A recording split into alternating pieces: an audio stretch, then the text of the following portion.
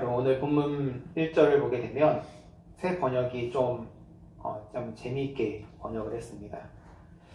그리스도께서는 육신으로 고난을 받으셨습니다. 여러분도 같은 마음으로 무장하십시오.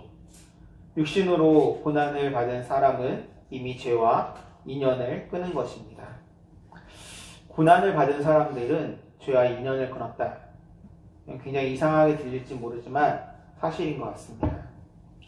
제가 23살 나이에 허리를 다침으로 받았던 고통, 육신의 아픔도 아픔이지만 특히 마음이 무너지는 고통, 이것도 일종의 고난이라고 말할 수 있어요. 물론 베드로가 말하고 있는 고난은 원래 믿음 때문에 받는 핍박, 박해를 의미합니다.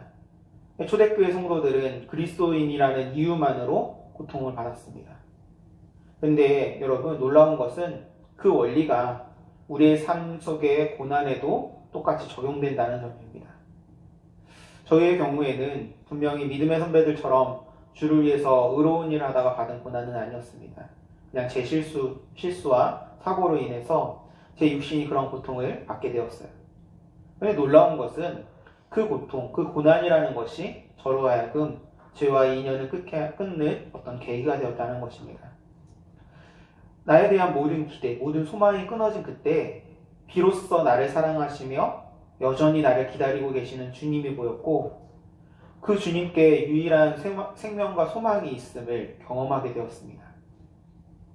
그런데 동시에 깨닫게 되는 것은 그동안 살아오면서 지었던 모든 죄가 떠오르고 내가 하나님 앞에 한없이 부끄러운 죄인이었다는 사실을 깨닫게 되었습니다.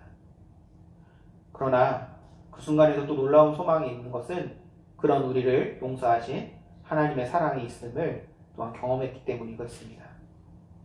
내가 하늘과 아버지께 죄를 지었습니다. 나는 이제 아들이 아니라 당신의 종으로 살겠습니다. 라고 다짐하면서 돌아왔던 아들을 기다리시는 아버지. 한 번도 아들을 포기하지 않는 아버지. 돌아온 아들로 인해서 크게 기뻐하며 아들의 모든 것을 회복시켜 주신 아버지. 그 놀라운 은혜와 사랑이 저를 감싸 안았음을 느끼게 되었습니다. 이후로 저는 그 하나님의 놀라운 용서와 사랑에 기인하는 삶, 곧 하나님을 사랑하는 삶을 살고 싶어졌고 실제로 그렇게 살려고 몸부림치게 되었습니다. 그런데 그러한 삶이 저로 하여금 이전에 죄로 물들었던 삶에서 조금씩 멀어지게 만들었다는 것입니다. 여러분 이게 하나님의 놀라운 사랑을 경험한 그리스도인에게 나타나는 자연스럽게 나타나는 사랑으로서 역사하는 믿음입니다. 그러니까 우리가 고난과 어려움과 고통을 당하면 우리도 모르는 사이에 자연스럽게 자신의 죄에 대해서 회개하게 되고 그 죄와 더 이상 연결되지 않은 채 단절하고자 하는 그런 다짐을 하는 일이 벌어지게 되어집니다. 그런 의미에서 오늘 베드로의 이야기는 상당히 맞는 표현이라고 생각합니다. 그럼 여러분 왜 이런 일이 일어나게 되는 것일까? 왜 그런 일을 하게 되는 것일까? 여러분 극심한 고난과 고통을 만나게 되면 여러분 우리는 죽음을 생각하게 됩니다. 너무 힘들어지면 여러분 죽음을 생각하죠. 내 삶이 얼마나 남았을까 하는 베드로의 표현대로 한다면 육체의 남은 때를 생각하게 되는 것입니다. 그리고 그렇게 육체의 남은 때를 생각하면서 내가 살아온 날들을 돌아보게 됩니다. 그렇게 돌아봄의 결론은 무엇이냐? 베드로가 이렇게 이야기합니다. 여러분은 과거에 이방인들이 즐겨하던 일을 하면서 살아왔습니다. 곧 방탕에 빠지고 욕정에 흐르고 술에 취하고 진탕 먹고 마시며 떠들어대고 가증한 우상숭배를 일삼아왔으니. 여러분 이 얘기를 오늘 우리 시대의 얘기로 하면 이런 거예요. 성공에 대한 욕심으로 인해서 또는 내가 원하는 것을 하고자, 내가 원하는 것을 이루고자 사랑하는 아내와 집에서 따뜻한 밥 한 끼조차 먹지 않고 기도할 시간조차도 없고 성경책을 펴볼 마음조차 갖지 못하고 예배도 일주일에 한 번 겨우 드릴까 말까 하면서 살아왔으니 그만하면 족하지 않겠습니까? 여러분 저는 이 말에 동의했습니다. 그동안 제가 살아온 날들을 돌아보니까 맞습니다. 주님이 말하면 족한 일이었습니다. 이제는 이렇게 살지 말아야겠다. 정말로 주님을 위해서 멋있게 살아야지라고 다짐을 하게 되어집니다. 근데 문제가 있어요. 그렇게 다짐을 하면 여러분 그 다짐대로 살 수 있습니까? 여러분들도 다 다짐했죠. 어려운 일 겪어서 후회하면서 이렇게 살지 말아야지 다짐했어요. 다짐대로 살아지냐고요. 그럴 수 있다고 생각했어요. 그런데 아니었습니다. 그럴 수 있다고 생각했는데 전혀 그렇지 않더라고요. 그럼 베드로 역시 그랬습니다. 그가 겟세마네로 갈 때 주님은 제자들이 자신을 버릴 것을 알고 계셨고 그것에 대해서 미리 예언까지 하십니다. 그때 베드로가 2번이나 반복해서 나는 그렇게 하지 않겠다고. 한 번은 모두 주를 버릴지라도 나는 결코 주를 버리지 않겠습니다 라고 얘기했고, 또 한 번은 내가 주와 함께 죽을지언정 주를 부인하지 않겠습니다 이렇게 고백했던 베드로. 그러나 이내 속절없이 무너져 버립니다. 주님을 모른다 부인하고 심지어 저주까지 합니다. 그럼 이처럼 우리는 기본적으로 변화될 수 없다는 사실입니다. 베드로 변화되지 않았습니다. 아니, 변화되었지만 변화되지 않았습니다. 바울이 그렇게 고민했던 이유가 거기에 있는 거예요. 그게 우리의 한계라는 거예요. 그러면 왜 변하지 않는 건가? 심지어 육체의 남은 때를 알게 되었어요. 이전의 삶에 대해서 후회하고 이제는 다른 삶을 살고자 마음을 먹었는데 왜 우리는 그 마음 먹은 대로 바뀐 대로 살 수가 없는 것일까? 왜 변화되지 않는 것일까? 여러분 지킬 박사와 하이드라는 이야기 아시죠? 유능하고 존경받는 과학자인 헨리 지킬 박사가 인간의 선과 악을 분리할 수 있다는 특수한 약물을 개발하게 됩니다. 그리고 본인이 그 약을 먹고 추악한 에드워드 하이드로 변신하게 되어져요. 그래서 낮에는 품위 있고 도덕적인 신사의 모습이지만 밤이 되면 폭력과 살인을 일삼는 범죄자가 되어집니다. 처음에는 약을 통해서 변신을 조절할 수가 있었어요. 그러나 하이드의 악행이 거듭될수록 그의 내면에서 하이드의 영향력이 점점 강해지는 거예요. 그러던 어느 날부터인가 지킬은 더 이상 약을 먹지 않아도 자는 동안 저절로 하이드로 변하기 시작했고 다시 지킬로 돌아오기 위해서는 점점 더 많은 양의 약이 필요해지기 시작했습니다. 여러분 지킬 박사가 착각했던 것은 무엇이냐? 우리가 선과 악을 선택할 수 있다는 것입니다. 그러나 자신 안에 있는 악을 끄집어낼수록 인간의 죄성이 얼마나 강력한 것인지를 경험하게 되었고 결국 지킬 박사는 자신을 지키지 못하고 하이드의 지배를 받는 자신을 발견하게 된 것입니다. 여러분 이게 성경이 말하는 우리의 모습입니다. 바울이 로마서 7장에서 이렇게 고백하잖아요. 내 속 곧 내 육신에 선한 것이 거하지 아니하는 줄을 아노니 원함은 내게 있으나 선을 행하는 것은 없노라. 우리 안에는 본래 선이 없습니다. 우리 스스로는 하이드를 이길 수가 없습니다. 베드로가 좌절했던 이유도 같은 이유였어요. 그가 다짐한 것과 달리 베드로는 예수를 부인하고 저주했기 때문에 그렇습니다. 그때 그가 할 수 있는 최선은 비겁한 통곡뿐이었습니다. 누가복음은 그 사건을 이렇게 기록했습니다. 주께서 돌이켜 베드로를 보시니 베드로가 주의 말씀 곧 오늘 닭 울기 전에 내가 3번 나를 부인하리라 하심이 생각나서 밖에 나가서 심히 통곡하니라. 주께서 돌이켜 베드로를 보았다. 주님과 눈이 마주친 거예요. 그럼에도 불구하고 벌어졌던 일이라는 거예요. 통곡하는 것 외에 베드로가 할 수 있는 것이 없었습니다. 지킬 박사와 하이드에서 지킬 박사 역시 할 수 있는 것이 없었습니다. 분명 처음에는 자신했어요. 내가 선과 악을 선택할 수 있다고. 그런데 어느 순간 악이 자신의 전부를 집어삼키는 상황을 만나고 더 이상 약으로 조절이 되지 않는 지경에 이르자 비로소 내가 할 수 있는 것이 없다는 그 사실을 깨닫고 깊은 절망과 좌절에 빠지게 되어집니다. 그리고 결국 그의 선택은 지킬, 자신을 죽임으로 하이드를 죽이는 것이었습니다. 여러분 우리의 육체에는 남은 때가 있고 그동안 살아왔던 삶을 바꿔야 하는데 그렇게 살지 못하고 매일 패배의 연속 또 그런 자신을 연민하면서 슬그머니 하이드로 사는 것이 우리의 모습입니다. 그런데 여러분, 감사한 것은 그런 우리에게 복음이 시작되었다는 것입니다. 지킬 박사에게는 없었지만 베드로에게는 있었던 것. 여러분, 그것은 바로 부활하신 예수 그리스도였습니다. 지킬 박사는 스스로 문제를 해결하려 하다가 결국에 자기를 죽이는 것밖에는 방법이 없었습니다. 그러나 베드로에게는 찾아오시는 주님이 계셨습니다. 자신의 밑바닥에 실체를 발견하고 사람을 낚는 어부라는 부르심과 비전을 상실한 채 다시 하루 끼니를 걱정하며 사는 그 비참한 자리로 돌아간 베드로에게 여러분, 주님이 찾아오셨습니다. 베드로가 변한 게 아니에요. 베드로는 여전히 옛 사람 베드로였습니다. 부활하신 주님을 만났는데도 다시 고기를 잡으러 옛날 모습 그대로 돌아갔던 사람입니다.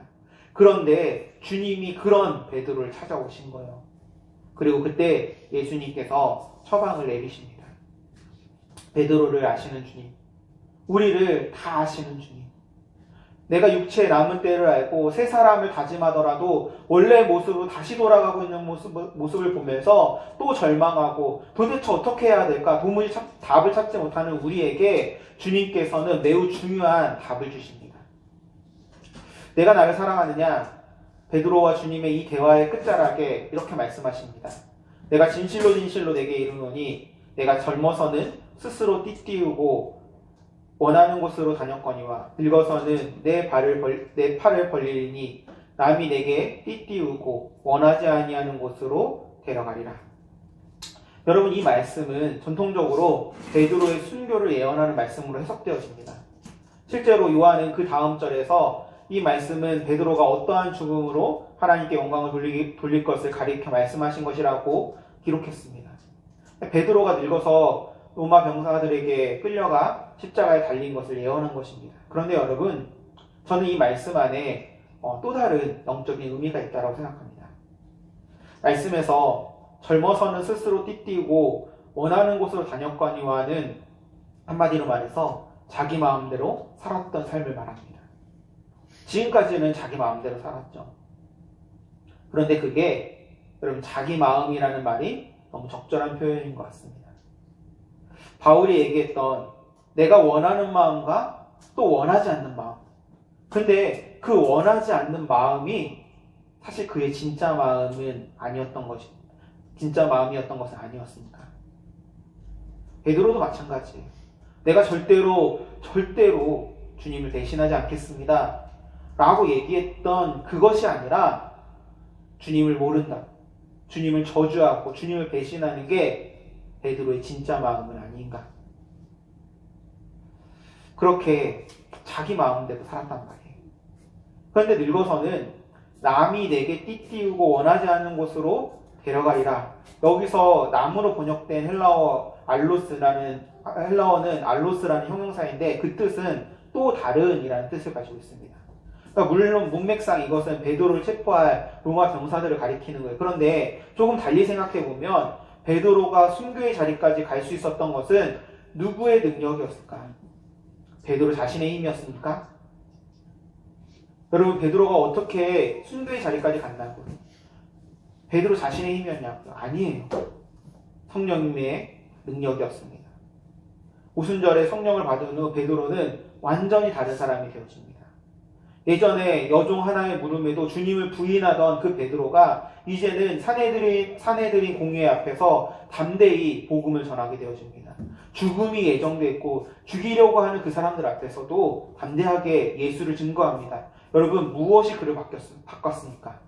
무엇이 그로 하여금 그렇게 변화시켰습니까? 바로 성령이 그를 그렇게 변화시킨 것입니다. 그러니까 이 말씀을 이렇게 이해할 수 있는 거예요. 젊어서는 옛 자아, 곧 육신의 소욕을 따라서 내가 살았지만 이제는 성령으로 새롭게 된 또 다른 나, 또 다른 내가 새 사람이 나를 이끌어 간다라는 거예요. 여러분, 바울의 표현대로 한다면 내가 그리스도와 함께 십자가에 못 박혔나니 그런즉 이제는 내가 사는 것이 아니요 오직 내 안에 그리스도께서 사시는 것이라. 바로 이것입니다. 여러분, 우리는 스스로 변할 수가 없어요. 지킬 박사처럼 자신의 힘으로는 내 안의 하이들을 이길 수가 없어요. 그러나 성령께서 우리 안에 오시면 성령께서 우리를 새 사람으로 만드시고 그 새 사람이 우리의 삶을 이끌어가게 간다는 것입니다. 여러분, 이것이 복음의 핵심입니다. 실제로 쿠오바디스, 이 라틴어는 발음하기 너무 어려워요. 쿠오바디스 전승에 따르면 로마의 박해가 심해지자 베드로가 로마를 떠나서 도망을 치는데 그 길목에서 주님을 만나게 된 거예요. 주님은 이 로마를 향해서, 베드로가 도망쳐 나오고 있던 그 로마를 향해서 걸어 들어가고 계시는 거예요. 그래서 그런 주님을 향해서 베드로가 물어요. 쿠오바디스 도미네, 주여 어디로 가십니까? 그러자 주님이 하시는 말씀이, 내가 버린 그곳으로 내가 십자가를 지러 다시 들어간다. 그 말을 들은 베드로는 다시 몸을 돌이켜 로마로 들어가서 십자가에 거꾸로 매달려 죽은 사건이 이 바로 쿠오바디스 전승입니다. 여러분, 한번 생각해 보세요. 자기 연민으로 살던 베드로가 지금 다시 돌이켜 로마로 들어갈 수 있는 것은 누가 결정한 것입니까? 과거에 베드로가 결정한 겁니까? 나는 절대로 주를 배신하지 않겠습니다. 내가 죽을지언정 주를 떠나지 않겠습니다. 부인하지 않겠습니다. 그 다짐하던 베드로입니까? 아니에요. 성령으로 새롭게 된 베드로가 결정한 것입니다. 그동안 자기 마음대로 살았던 옛 사람 베드로가 아니라 성령 안에서 새 사람이 된 베드로가, 예수님이 하신 말씀대로 한다면 아무든지 나를 따라오려거든 자기를 부인하고 날마다 제 십자가를 지고 나를 따를 것이니라. 이전의 옛사람 육신의 나는 십자가를 원하지 않지만 이제는 성령으로 내가 새롭게 된 내가 나의 십자가를 짊어지고 예수를 따른다는 것입니다. 여러분, 언젠가 우리는 육체에 남을 때 그 유통기한의 끝을 만나게 될 것입니다. 그때 우리는 하이드가 지배하는 삶, 살았다는 이름은 가졌으나 곧 지킬 박사처럼 껍데기만 남은 채 실상은 죽은 자가 될지도 모릅니다. 그러므로 주님이 말씀하신 제자도 명령을 달리 표현하면 아직 남아있을 때, 아직 살아있을 때, 아직 할 수 있을 때, 내가 하이드로 인해 죽기 전에 다시 살아야 한다는 말씀임을 우리가 알 수 있습니다. 이 사실을 깨달은 베드로가 우리에게 이렇게 권면하는 거예요. 그만하면 됐지 않냐? 충분히 네 마음대로 살았지 않냐? 그러니까 이제부터는 좀 다르게 살아볼래? 여러분, 감사한 것은 우리에게 아직 육체에 남은 때가 있다는 사실입니다. 다시 시작할 수 있고 다르게 살 수 있는 기회가 있다는 사실입니다. 그런데 동시에 우리가 잊지 말아야 될 것은 마지막이 가까이 왔다는 사실입니다. 베드로가 이를 경고합니다. 만물의 마지막이 가까이 왔으니. 여러분, 우리 모두는 반드시 마지막 끝을 만나게 될 것입니다. 그날은 더 이상 사랑할 수 없는 때일지도 모르고 주의 일을 할 수 없는 때일지도 모릅니다. 먹고 살기에 급급할 때일지도 모르고 주를 위해 일하고 싶어도 건강하지 못하여서 아무것도 할 수 없는 때일지도 모릅니다. 그러니까 지금, 남아있는 지금 어떻게 살래? 이거예요. 지금 다른 삶을 살아야 되지 않겠냐? 베드로는 우리에게 그 다른 삶을 사는 세 가지 방법을 알려줍니다. 근데 여러분, 이 세 가지는 우리의 힘으로 하는 것이 아닙니다. 성령으로 새롭게 된 우리, 그 세 사람이 살아가는 방식입니다. 그럼 첫 번째는 기도입니다. 그러므로 너희는 정신을 차리고 근신하여 기도하라. 여러분, 왜 기도가 중요한가? 기도는 성령과 교통하며 사는 삶의 방법이기 때문입니다. 우리가 예수를 믿으면 성령께서 우리 안에 거하시는데 그 성령과 연결되어서 하나님의 능력을 누릴 수 있는 방법이 바로 기도입니다. 여러분, 옛사람은 기도하지 않습니다. 기도는 새 사람의 호흡입니다. 그러므로 우리가 기도할 때 우리가 누구인지가 확인되어지는 겁니다. 내가 성령 안에서 새롭게 된 자녀라는 사실이 확인되어집니다. 두 번째는 사랑입니다. 성령을 통해서 하나님과 연결되어지고 하나님을 도우는 생명을 누리면서 사는 삶의 핵심은 바로 사랑입니다. 무엇보다 뜨겁게 서로 사랑할지니 사랑은 허다한 죄를 덮느니라. 할렐루야. 여러분, 뜨겁게 사랑하라. 사실 쉽지 않습니다. 그런데 이 말씀을 잘 들어보시면 그렇게 뜨겁게 사랑할 수 있는 자는 뜨겁게 사랑하며 살라라는 뜻이에요. 사랑하지 못하는 사람은 여러분 차갑게도 사랑 못합니다. 그러니까 이 말씀은 할 수 없는 자들을 억압하는 그런 의미가 아니라 네가 할 수 있으니까 해라 라는 뜻이에요. 그래서 요한복음 21장 말씀을 보게 되면 예수님께서 베드로에게 너가 나를 사랑하느냐 아가퍼, 즉 아가페적인 사랑으로 묻습니다. 너가 나한테 너의 전부를 나한테 줄 수 있게 사랑하니? 그래서 베드로가 주님이 물으시는 그 아가페가 아니라 필레, 즉 우정 같은 사랑으로 주님을 사랑한다고 고백합니다. 주님, 나의 전부를 드린 사랑 아닙니다. 그냥 친구에게 주는 사랑만큼 그 정도 사랑합니다. 주님이 다시 물어요. 여전히 아가페의 사랑으로 내가 나를 사랑하느냐? 그때도 베드로는 똑같이 필레오, 우정 같은 사랑으로 사랑한다고 대답합니다. 세 번째 주님이 다시 물어보십니다. 그런데 이번에는 아가페의 사랑이 아니라 필레오, 우정 같은 사랑으로 내가 나를 사랑하느냐? 라고 베드로에게 물어보셔요. 그럼 주님은 우리가 아가페적인 사랑을 하기를 원하십니다. 뜨겁게 사랑하기를 원하셔요. 하지만 우리는 뜨겁게 사랑하지 못합니다. 그러니까 우리에게 뭐라고 얘기하냐면 너가 할 수 있는 사랑을 하라라는 거예요. 베드로의 얘기도 뜨겁게 사랑할 수 있는 사람은 뜨겁게 사랑하라는 거예요. 그런데 내 사랑이 필레오적인 사랑밖에 되지 않는다면 그 필레오적인 사랑으로라도 사랑하라는 얘기입니다. 다시 말해서 우리가 할 수 있는 사랑의 크기만큼 그렇게 사랑해야 한다는 뜻입니다. 그런데 놀라운 일이 있어요. 우리가 성령 안에서 기도하고 또 사랑하며 살면 우리 안에 그 사랑의 크기가 점점 자라난다는 것입니다. 분명 처음에는 내가 필레오 정도밖에 못했어요. 필레오밖에 못했던 베드로가 결국은 순교의 자리까지 가잖아요. 어느 순간 자신의 전부를 내어주는 아가페 사랑으로 변하게 된 것입니다. 할렐루야. 여러분, 그럼 어떻게 사랑해야 되느냐? 서로 대접하기를 원망 없이 하고 각각 은사를 받은 대로 하나님의 여러 가지 은혜를 맡은 선한 청지기 같이 서로 봉사하라.